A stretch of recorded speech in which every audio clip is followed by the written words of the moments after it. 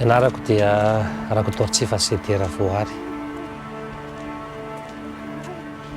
Tatabenay dia olona nandeha tany ambanivohitra lavitra be foana izy nitory filasany tsara.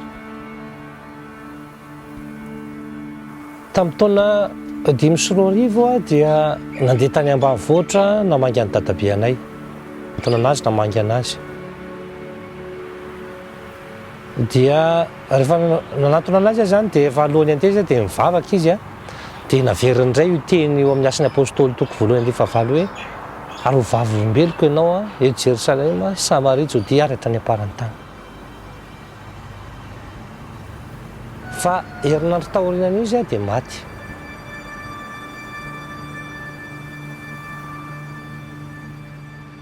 Dia tao anatin'izany zany dia nanapa-kevitra hoe ataoko daholo izay tianao atao ry Jesosy dia nandeha tany ambanivohitra nitory teny.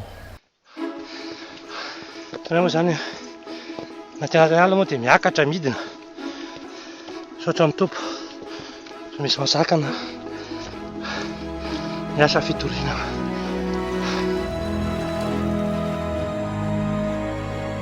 Dia tao anatin'izay nandritra ny efatrandro nibebaka ilay mpanompo sampy lehibe tao amin'ilay tanàna dia nisy olona 50 natao batisa.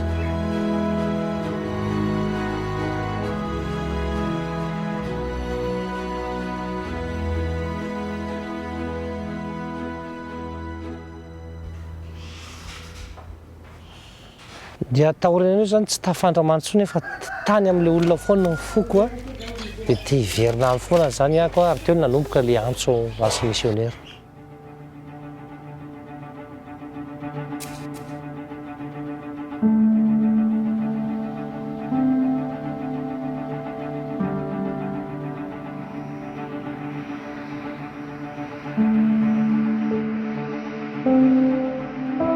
My name's Chris Niederhauser. I'm from Switzerland. We heard about the presentation of Helimission happening in a church close by. Explain a little bit how they used helicopter to accelerate the reaching of the last tribe of Madagascar. And I remember sitting there thinking, wow, that's the coolest thing I've heard of. Step by step, God led us to the mission field with Helimission. And 9 years later, we arrived in Madagascar.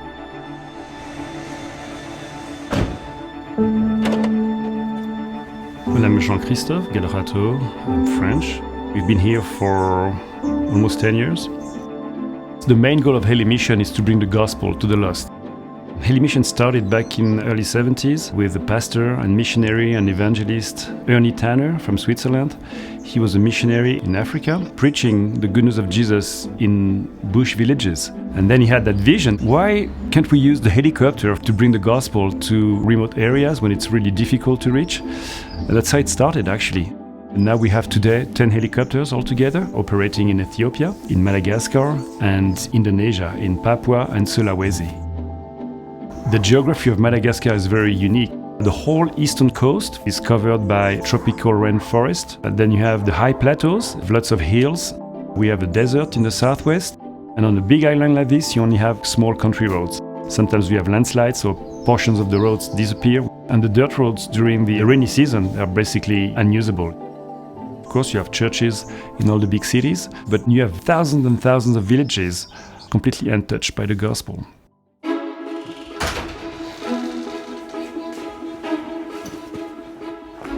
Amin'ity herinandro ity zany zay dia andeha hamangy tanàna anankitelo any amin'ny faritra izay tsy tratran'ny tomobila. How are you? Cedar is a Malagasy missionary evangelist. I first went on a mission with Cedar about 2 years ago. It was walking for days and weeks, literally, climbing hills and crossing rivers and preaching in those bush villages. He's so passionate about his ministry. He has touched literally thousands of villages and taught many young pastors and evangelists. I mean, it snowballs from one village to the surrounding villages. He would leave everything else around just for the opportunity to preach. The plan is to visit a bigger village, and we will bring surgeons, medical tools to have bush clinics. We'd bring the gospel in the village.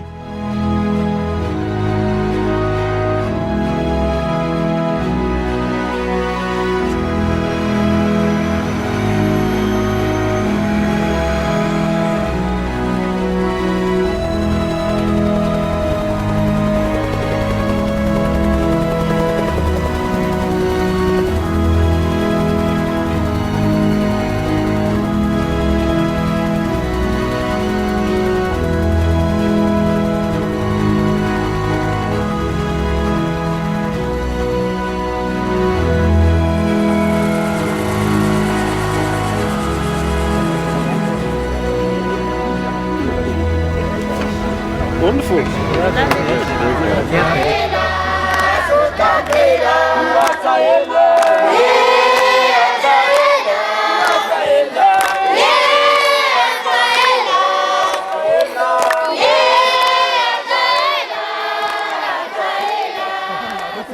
Seder doesn't waste any minute and start preaching right away.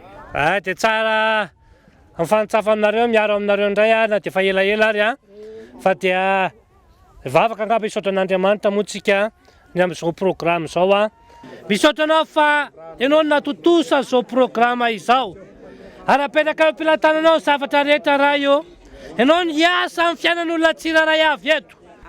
Amen. Santain'i Jesosy Taoly avy. We are in Nusarivo, east coast of Madagascar, in the rainforest. I think around 40 villages are now gathering here. Around 5,000 people are here. Some of them maybe 3 days walking to come here for trainings and for the surgery.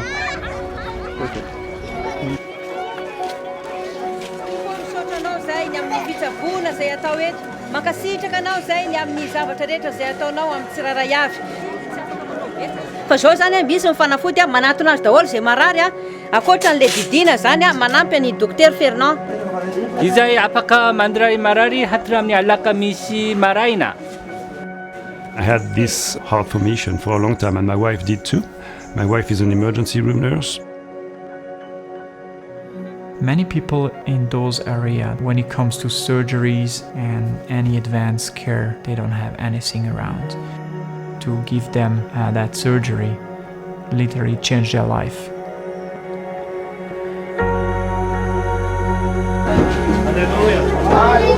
Hallelujah. Ny zavatra tiako mambarantsika amin'ity androany ity dia hoe mila manana toe-tsaina ho an'ny fanjakan'Andriamanitra. Amen. Seder, the second he starts to preach, it's like he's coming alive. You can see his deep passion to train people, to give everything he has, to give them tools and know-how to push the kingdom further. Dia raha jerentsika zany, raha natsoan'Andriamanitra ny ataon'izao tontolo izao, hanompo anazy. Dia zavatra tian'Andriamanitra ka tsao aloha fanjakan'Andriamanitra sy ny fahamarinany. Dia hanampy anareo zavatra rehetrarehetra.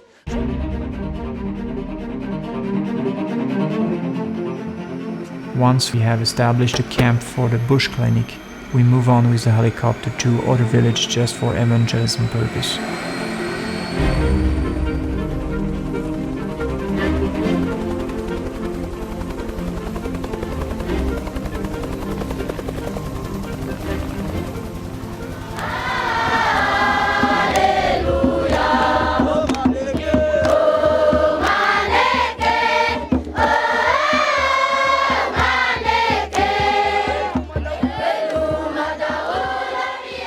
Jesosy io misaotra anao zay ny amin'ity androany ity.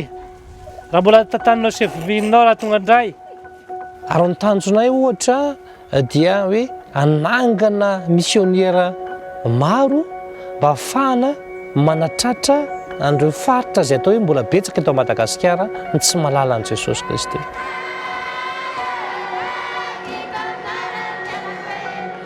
Dia zao Bozilia dia mahafinaritra be ny fiainana satria lasa tompona andraikitra izy mideran'Andriamanitra izy tena niova tanteraka amin'ny fiainany ary nisy atao hoe tompona andraikitra mafana foa ao amin'ny tanàna misy azy sy ny manodidina azy izy. I Bozilia dia vehivavy izay efa maty efatrandro taokibony zazakely dia nievacuena taty Antananarivo niaraka tamin'ny l'émission. Ary tao anatin'izany raha ohatra hoe tarady indray fotsiny izy le dokotera izy dia maty tena vonjy mihitsy ny fiainany noho ny fisian'ny l'émission le hélicoptère. Faharoa kosa indray dia misy an'i Gabriel izay atao hoe tanora tao amin'ny fiainan'izao tontolo izao. Dia zao moa izy mbola 30 taona fa taorian'ny onanay taminy sy nampiofanana anazy dia nanahafanapobe izy dia tao amin'ny tanàna Nosy moa izy nanondranay azy itory filazantsara. Dia tao anatin'ny enim-bolana nisy tanàna 220 resy lahatra. Ravelo dia nisan'ireo tompona andraikitra izay nataonay batisa voalohany tamin'ny 9 sy 10. Dia tao anatin'izay dia nahagaga koa satria manana fahendreny izy amin'ny fandaminana ary efa nanorona fiangonana ary sokatra sady tanàna valo eo amin'ny faritra izay nanondranana azy.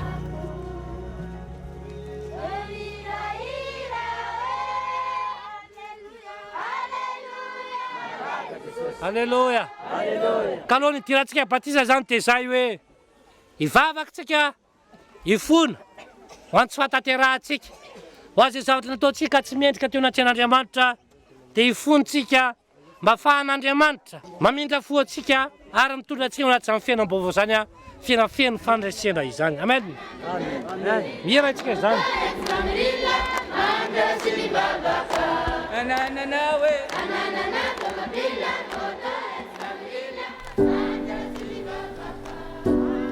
To be able to witness God's love and provision, keeping His word and promise that I will not fall short of the one that trusted me.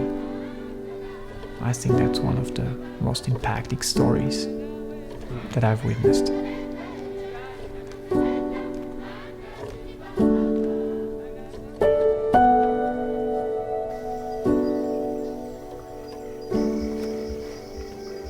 When you see how people's life are transformed and the impact that it has, it's probably the best aviation position you can have. Ary izay ny tanjonay a anatratra an'ireo faritra rehetra tsy misy filazantsara miaraka amin'ny l'émission izay manafaingana anazy mba hitondra fiovana sy hitondra fanantenana ho an'ny olona izay tsy tratry ny filazantsara.